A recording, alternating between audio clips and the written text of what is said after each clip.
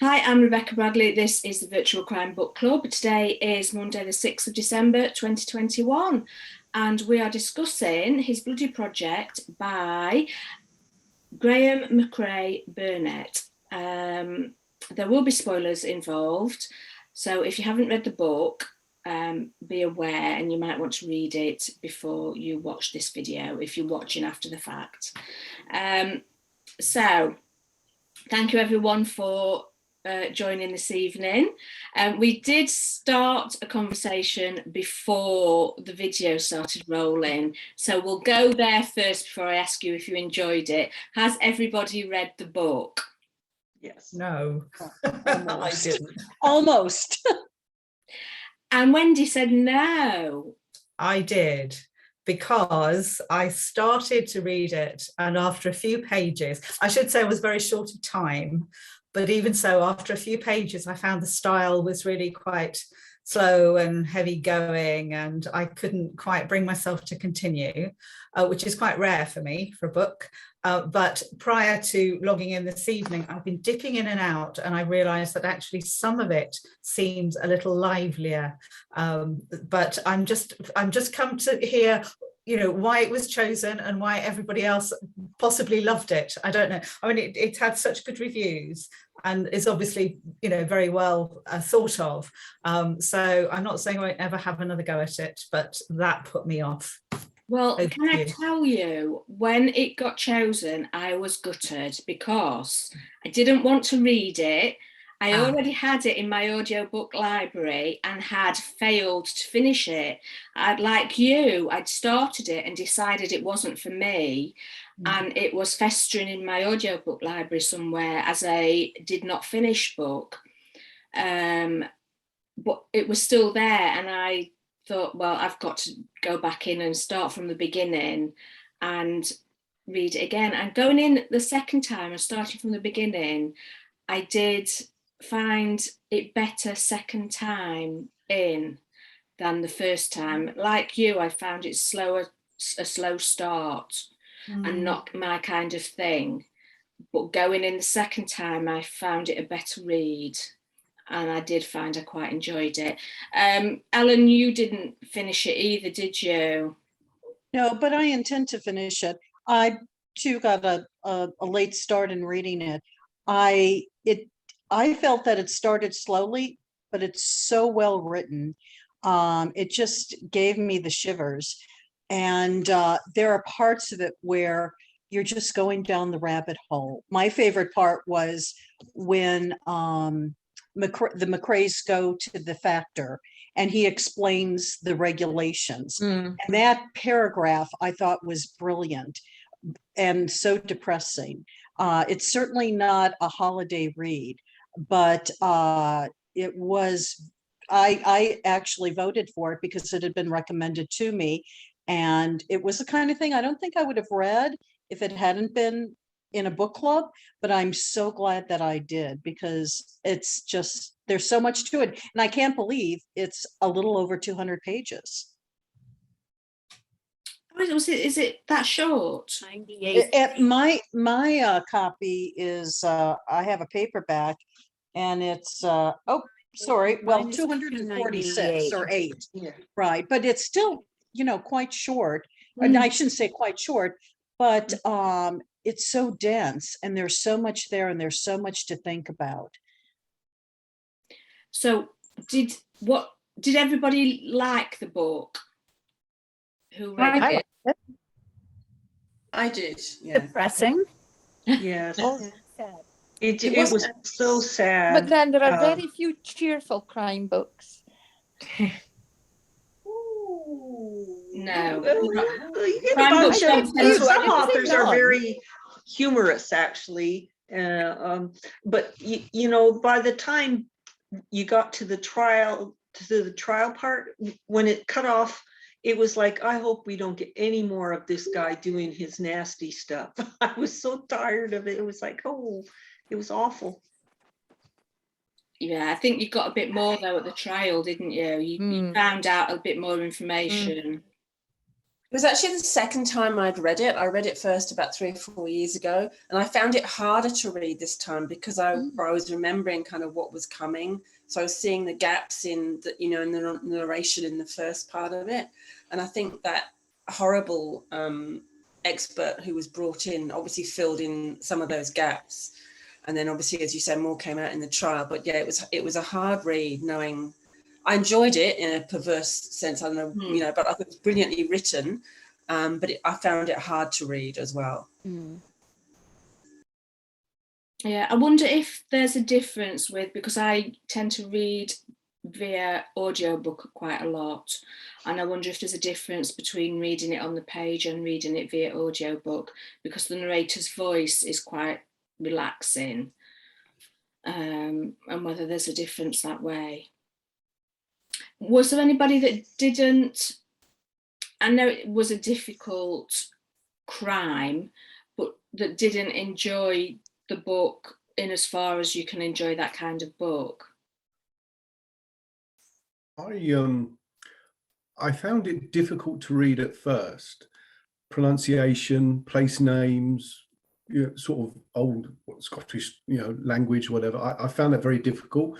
But in the end, I thought I'd just go with the flow, and I did enjoy it actually. I plowed through it, and yeah, I found it slow, you know, and you just completely surprised me when you said it was 200 and whatever pages long. I thought I was reading a 500-page novel or something, because it was forever plowing through. I use a Kindle, so it's just, I just get percentages, and you know, it was but I really enjoyed it. And likewise the expert, oh, I hated the expert and his arrogance, the way he describes these people which are clearly beneath him, you know, and except when he comes to that girl, you know, which was, you know, brilliant, right? I really enjoyed it. I thought that it was I thought, bearing in mind it was we chose it because it was the choice was around a historical, you know, a crime novel that was set in a period of history. I thought it conjured up I mean, for me, I felt felt quite powerful about the, you know, basically an area of the country and a time that I had no knowledge of it, and I felt that it actually did really conjure up the absolute poverty really well. But it's not an easy read, because there is that sense of, if you like, it's almost this grim destiny. He's got no way of escaping from it, that he's on a path and no good can come of it. It's all going to end in tears. And the nearest he gets to escape is when he gets the horse and he's riding off, and then he thinks, oh, I can't do this, and he goes back, and afterwards you think, oh God, that was his chance. That was when his way of getting off the road. But there was that element, I think, of almost like predestination about in the path that he ended up on. I think you realise how poor and grim his life is when he's not even allowed to take seaweed away with him. Yeah. I didn't realise at first that it was actually seaweed, because they'd got a different name for it, didn't they? And it wasn't until the glossary later that I realised it was actually seaweed. They called it something else. Seaware. Yeah. Seaware. And I wondered what that was. But it was just plain old seaweed, and they weren't even allowed to take it. Well, but the thing is, they were. But because you had the constable sort of throwing his weight around. Yes, he wasn't allowed to take it. He wasn't allowed to take it without asking him first. And then when he asked, just out of spite, he went, no. Well, no, he didn't, did he? He said, I won't take it. The father said he wouldn't take it. He was spiteful, yeah. He wouldn't do it, yeah. He wouldn't ask. Yeah. So the structure of the book, it was set out as true crime reports. Did that work for you? I mean, I didn't vote for it, but then I was away with the last meeting, so I didn't look up at any of the books. When I came back, I just saw that it was this book, so I just went straight in. When I started reading it, I stopped, and then went onto the internet and researched it because I thought, am I reading true crime here? I really didn't have any idea about the book up front. And it doesn't bother me. I love true crime and I love crime fiction, but I needed to know what I was reading. And then after reading a bit about it on the internet, I then went back in and ploughed through it. So it confused me a little bit at the beginning, definitely. But once I had my mind set on exactly what I was reading, it was fine. I did the same thing because I started reading it and I thought, is this a true crime or is this fiction? And I had to go on the internet and figure it out. It's also interesting, of course, that it was the Macrae, which is the name of the author, well, the middle name of the author. So I thought, oh my goodness, he's really talking about some of his ancestors. So yeah, I had that same sort of, oh, I need to do some research here. This could be potentially very personal. Yeah. And I know that I'm the only one that does these weird things, but if you go onto Google Maps, Caldui is virtually to this day exactly as he describes it. You know how you go into Street View, that obviously the houses have been whitewashed and they look a bit better these days, but you can actually see the plan of, you have this fertile land and the houses behind them and then the hill. All right. I wonder if he researched and had some kind of map from 1869 to see if that's what the layout was like back then. And you can see where Applecross, and the fishing bit is actually called something else. And I have to say, my Gaelic pronouncement wouldn't let me do any justice to it in any case. But yeah, you can actually, it's all there. Which again sort of adds into is this fiction or is it non-fiction, Yeah. Was there anything that you disliked about the book? Oh, can I say something about the way the material was presented? And because I'm not quite through the book, I'm in the middle of the trial, by letting Macrae give his version of the story first, I was really sympathetic towards him, much more so than if I had had the police report and the other information first. Those first witness statements, even, it was like, what's going on? Some of the people like him, some don't.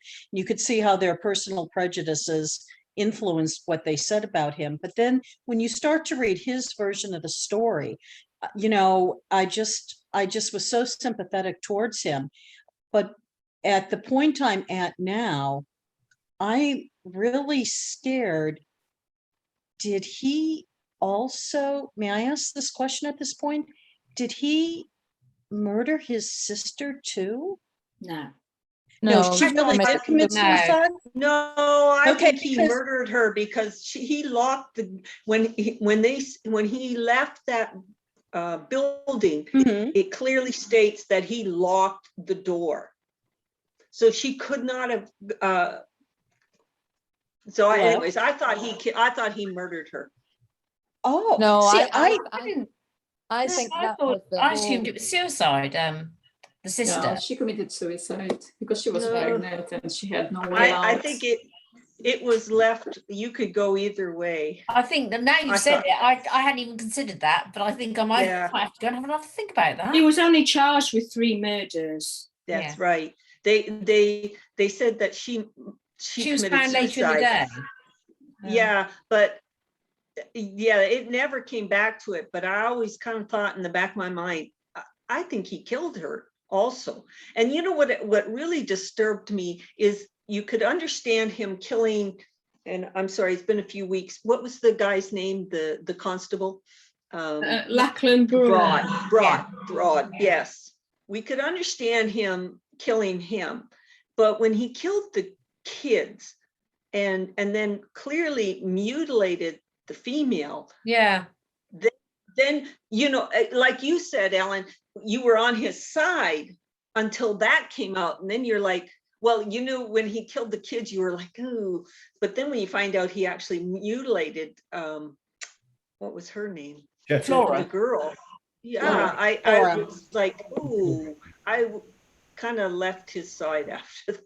But I think the thing is, at the beginning, when you are, as you say, when you read, you feel very he's a very sympathetic character. You look at him and you think, this poor guy, he's been, you know, the life he's led, and he's been driven over the edge by just all of these incidents. But then I think it is that, I think for me, the crux was when you hear about the mutilation of Flora, because then you think, oh, am I sure I trust what he said? And then you think, no, I'm not so sure I do. I think, you know, this puts a different complexion on it.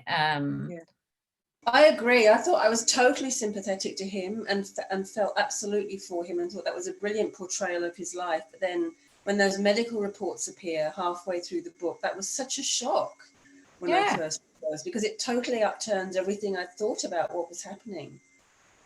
Well, again, it does make you then think, well, was the primary, was it really Flora that rather than her father, that it was because she had spurned his advances, or whatever. I mean, but I say it makes you think his narrative is not to be trusted, because the physical evidence of the crime suggests he has not been completely truthful or has not given all of the facts in his narrative.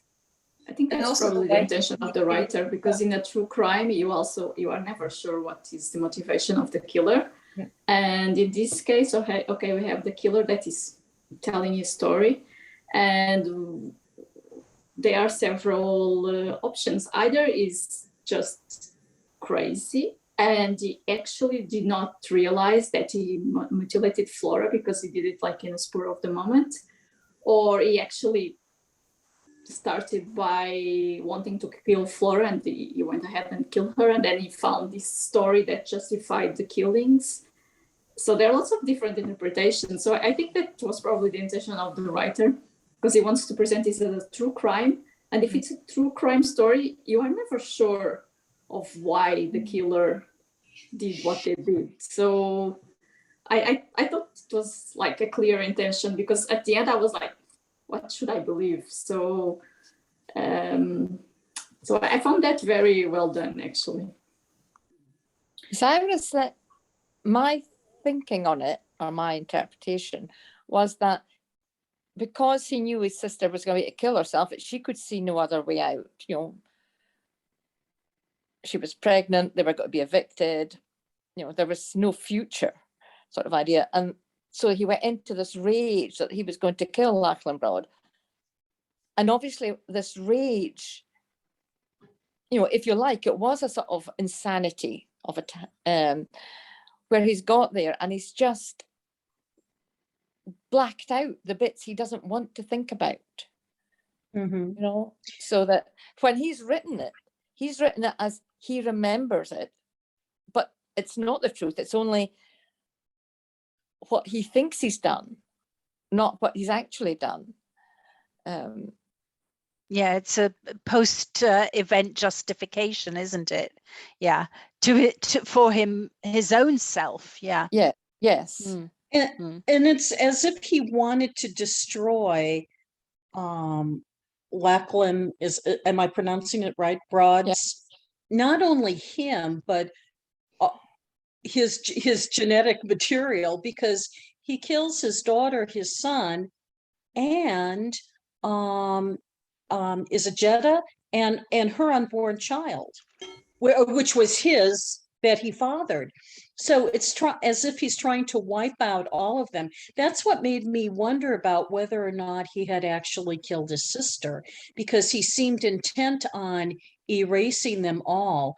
And he had that conversation with his sister about predestination and how Broad couldn't control himself any more than they could control themselves, and that this was sort of put in motion. And then he says, and then he tried to imagine a world without Broad. And I wondered if he was trying to then imagine a world, if truly without him, it meant he also had to destroy all of his children. I see. I never got it like that. I just got it purely that he was there to kill Lachlan Broad, and then Flora just turned up, and then the child walked in as well. That's the way I read it. And with Jetta, I'm very much on the suicide side, because she wanted to avenge Lachlan Broad herself, and she was carrying his. I think she was carrying his child. Mhm. It was. I don't think it ever said, but that was the implication, and with what happened before. So what would you think then was the purpose of the mutilation of Flora post? That threw me. That's the bit I that had no idea. Yeah, that's the bit that sort of like flummoxed me, I must admit, because it made me doubt his credibility in anything that he'd said, or yeah, could have been post justification. Or was it actually this moral insanity that they talked about? For a while, I considered, I was wondering, was it him? Because I thought at one point, because he was so fond of Flora, that why would he do that? And is he trying to cover up for maybe his father went mad and done all that? So for a while, I wasn't sure where I was going with it, and then it sort of come to pass, really. But it completely threw me, and I couldn't see why. I couldn't see why. The other thing that I did wonder, because they did talk about the fact that he'd been heard in the village talking to himself, and essentially, so I did wonder if there was whether he was meant to be schizophrenic, for example. Yeah, because that would show up in your late teens and early 20s, which was his age. Yeah.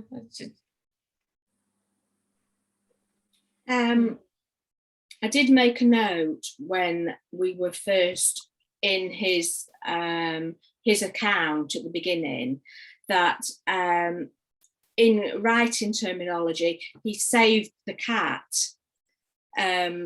Wendy will know, and Margot, that what this is when he put the sheep out of its misery and he protected the deer. So Graeme was giving us the chance to see the good side of him before he went on later in his account to commit his crimes. Did that help you connect with him? And then for when he went on to trial, did that work as a save the cat moment? I don't think there was actually a save the cat moment, but I think it was building this picture of, I would have said, this child who,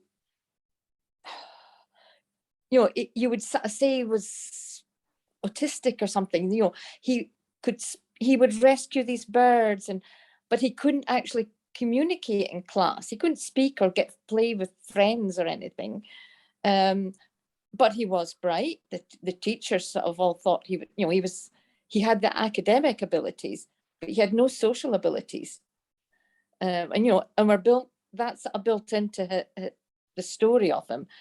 And nurturing all these animals.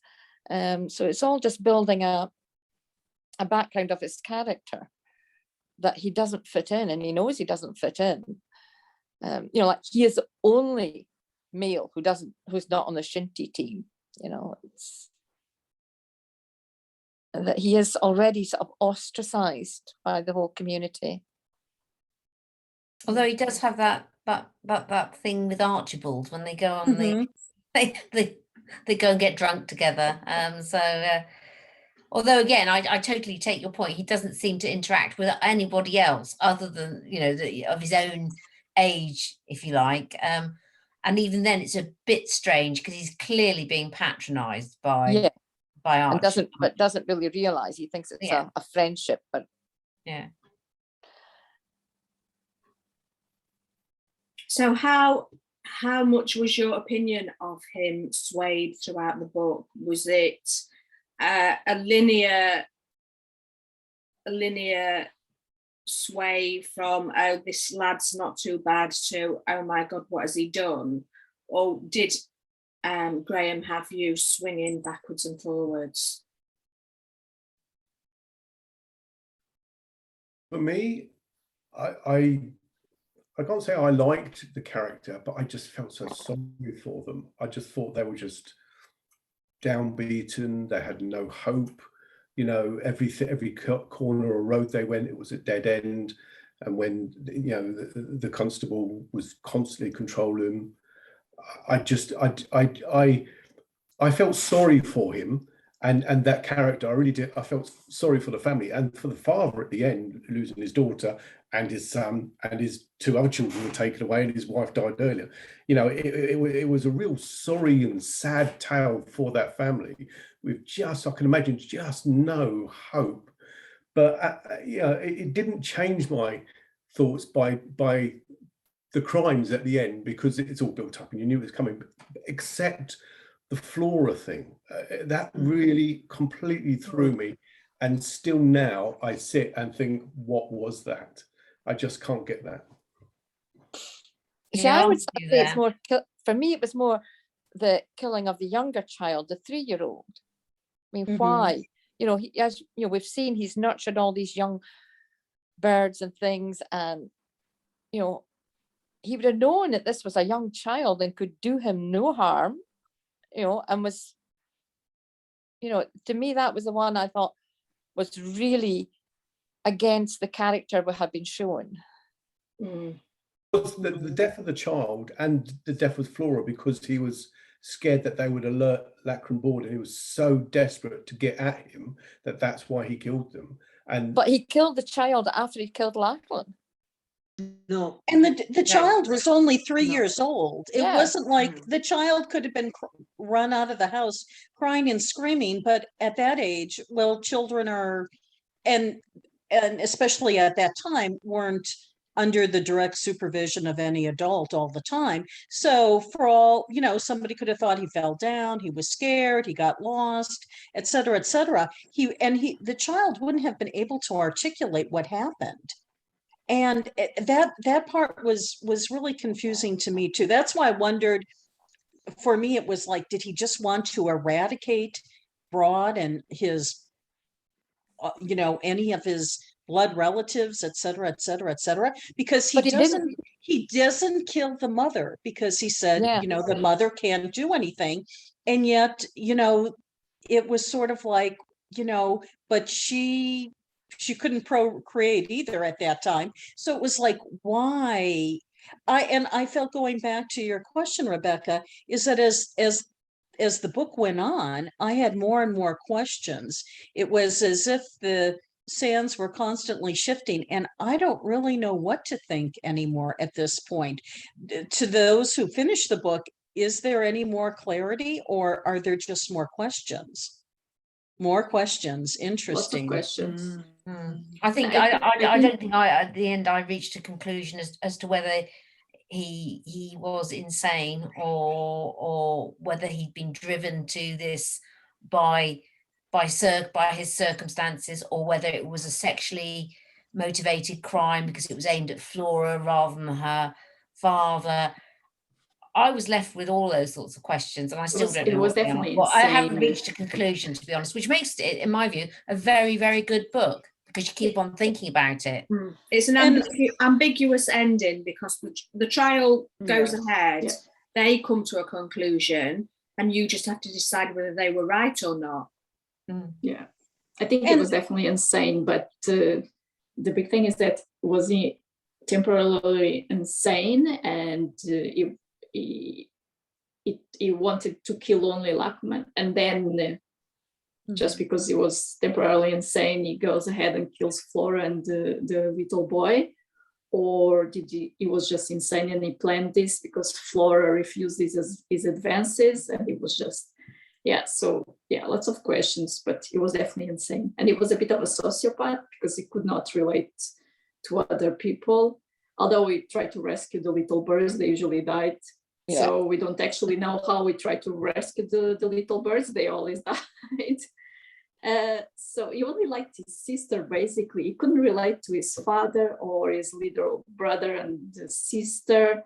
And he was obsessed with Flora, but I'm not sure. So he was definitely like a sociopath. So I think it was insane, definitely. But can I just throw a little spoken the wheel here, is that we're dealing with a community where your crofters have no say in anything, and authority is, you know, believed above all else. Why should we believe the medical report? What I thought, I you know, wondered just because if it's a medical report, you have a doctor there. You know, how do we know that he hasn't sort of added in this bit about Flora just to make sure the prosecution goes that way? Well, I was wondering if the damage to Flora was done after she was taken to wherever that house was where the medical report was done, because that really wasn't that uncommon. And I was surprised actually that he wasn't beaten in jail, because that also was fairly common to get early. I wondered about Flora in that I thought that he did injure Flora, because he had after she died, and he talks about how he had placed her on the table, just as he had seen his daughter assaulted by Broad. And it was, I don't know, seemed to be, you know, that was in his mind. And I also wonder too about in Mrs. Murchison, who's the likable witness, because she's so proper and everything. And she's really interesting, because she tried to, I felt, gave really honest answers. She didn't want to attack anybody because they lived on the land, and like everybody else, they knew, you know, what their position was. But she said favorable things about Macrae.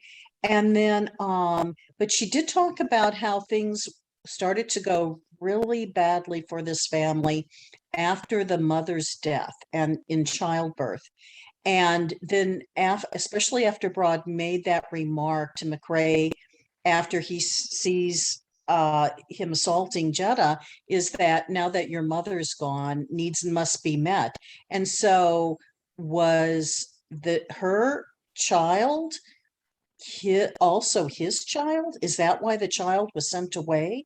Was he just saying that to egg on Macrae, or had he really also, you know, had sex with his mother? I didn't know. There was so much there that you know, that boy, you know, he was really being tormented and in terrible ways. If all of those things happened, it's just that I became very uncertain about anything he said that wasn't validated or backed up by any of the other witnesses. There is that other bit, isn't there, where there's a suggestion that he's also been a peeping Tom, where the merchant girls are that he's been looking in at them, which implies that again that there were which again is not at all mentioned in his narrative. And well, he mentions his nocturnal walks and looking in at people, and Mrs. Murchison, when she's interviewed by the prison surgeon, and she says that he asked her sort of straight out and but without using the M word, you know, was he, you know, masturbating? Did your husband catch him doing this? And she says yes. And yet she doesn't really but she says there's good things about him, et cetera, et cetera. And it's sort of like, is this a different place and time where, you know, she has daughters, she knows how men are, and it's, sorry guys, boys will be boys, or, you know, she didn't see, because he never approached the daughters, but then they did tell the daughters to stay away from him. I mean, I believe they used the word, was it onanastic, for his activities when he was looking in the windows. And that was another revelation. Oh my gosh, he just wasn't wandering around and trying to see how other people lived, kind of normal people, and everybody, you know, sound asleep. What a wonderful, he was actually, there was something else going on there. But I think you're right, Ellen, when you're saying, oh, with another time and another place. And I think it is very much the picture of a community as well, as much as individual psychologies. And it felt to me, it reminded me very much of Thomas Hardy, to be honest. There was a lot that was like Jude the Obscure or other, you know, it's like these utterly no hope, great poverty, great misery. And it's no wonder that the people are damaged because they've had no chance to see anything else. And maybe Mrs. Murchison, who is an incomer, is the only one who has seen and known any different life. So, and there's a whole sort of seam of literature, isn't there, both in English literature and in other literatures that are sort of set in the rural area where, you know, they're getting with industrialization and they're getting more and more sort of hemmed in by all sorts of regulations and things, and they're losing their natural old way of life and so on, and there's no place for them anymore, and so they turn to really great violence and rapes and all sorts of other things. So to me it felt very much in that vein of literature rather than a crime novel as such. Yeah, I think I certainly would agree with the analogy with Hardy, because you know, it's not, because I mean, predestination of fate and being trapped in one's circumstances, all very strong themes in Hardy novels. You've mentioned Jude the Obscure, but it's also present in Far From the Madding Crowd, also Tess of the D'Urbervilles, the Woodlanders. You know, they're all, it's such a strong theme, and again, all set in these rural communities. Yeah, I hadn't, as I said, I hadn't really picked up on the line. Yeah, I mean, I now would you've say this mentioned is it, I written. would agree. Oh, sorry, Jane. I would say this is very much written in the style of round about the time this novel is set, you know, the end of the 19th century, that there was a group of Scottish authors who rebelled against what you called the Kailyard stories, where you know, with Walter Scott, you've got this very romantic idea of Scotland and such like. And so you then got these authors like, oh, I can't remember his name, the House with Green Shutters, Gordon something.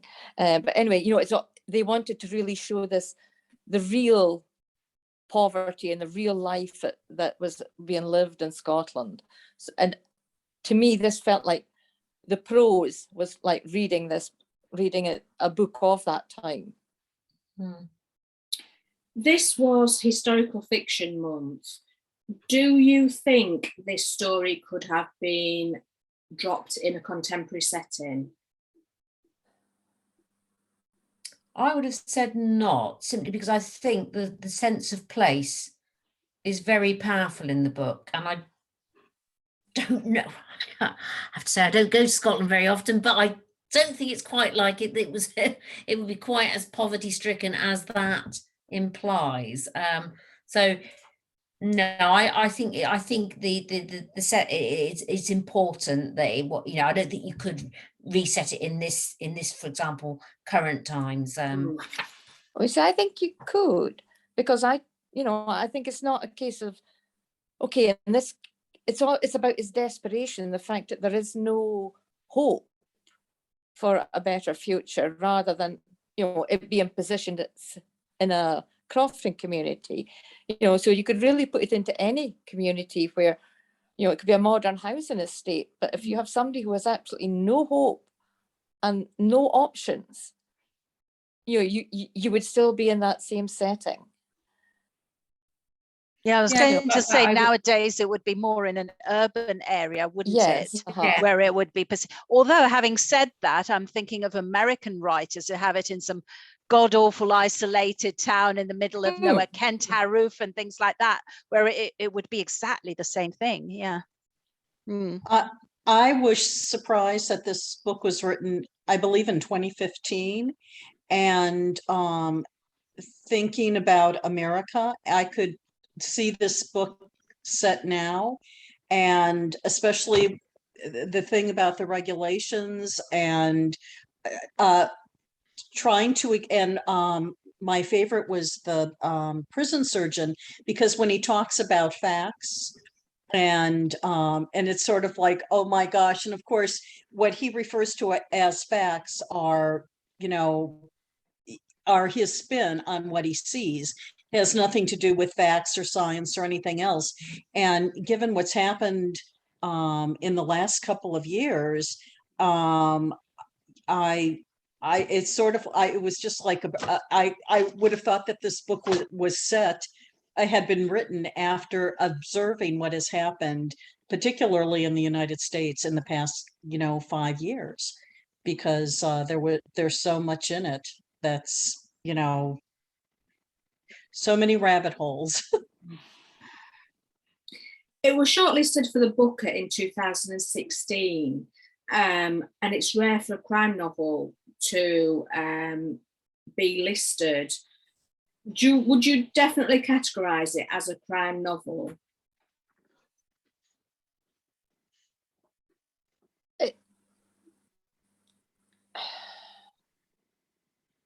I'm not sure that I would, because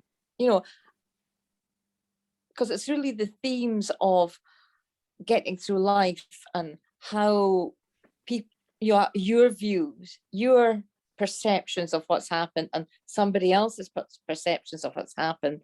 And, it's that we're saying, it's all about the ambiguities that are going on. So,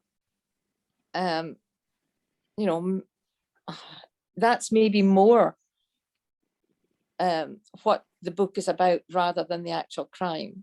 Because I don't think his other books are a crime at all. No, he does have some other crime books, some set in France. Yeah. Which are actually more conventional. I was going to say here, you're never in any doubt about what crime was involved, you might have doubts about the details, but you know that he did it, and you almost kind of know what the outcome will be of the trial, that he'll be found guilty in some way. So you're never in any doubt about that. It's more the what led to it and so on, which was quite unusual. I thought the lead up to it. Would you read more books by this author? Well, I have. I've read the ones set in France. Have you? Which again, they are quite, although they are more conventional, there's a lot of inner psychology and sort of ambiguity and a sort of investigator who's not quite what he seems. So yeah, that seems to be his style. Yeah, I would read something else of his. He's got a new book out recently, which I think isn't crime. Yeah. So the overarching feeling from this month's book is, bearing in mind how grim the murders were, it was reasonably enjoyed. For those that read it. Yeah, I enjoyed it. So are you going to give it a go, Wendy? Well, I was wondering actually whether I might try and get it on audio and whether I might find it more accessible that way, because it was reading the prose style that just put me off. It was nothing, although having listened to the discussion, now I'm thinking, oh, I better not do it if I'm feeling a little bit depressed, because it'll make me positively suicidal. But then you're talking about the themes, and I'm thinking, the slave economy that you hear incidences of in the news, of people who've been kept in respectable homes with no options and no choices, immigrant labor, and I'm thinking actually this could kind of, I can see why it would be perhaps a Booker shortlisted novel, and definitely much more of a literary novel than a crime novel perhaps, but I'm not sure that I would be in the mood to read it on my holidays. I think I'm right in that. Pick my time for it. Don't do that. As a matter of fact, I was hoping, if you're looking for suggestions for next month, that we might try a comic murder mystery, because this definitely was a rough holiday read. It's not your typical Christmas with Perot type. Right, bear with me. I will just stop this recording. I've got a spinning circle. I can't stop the recording. Oh, well, in that case, I'll just say I was surprised when his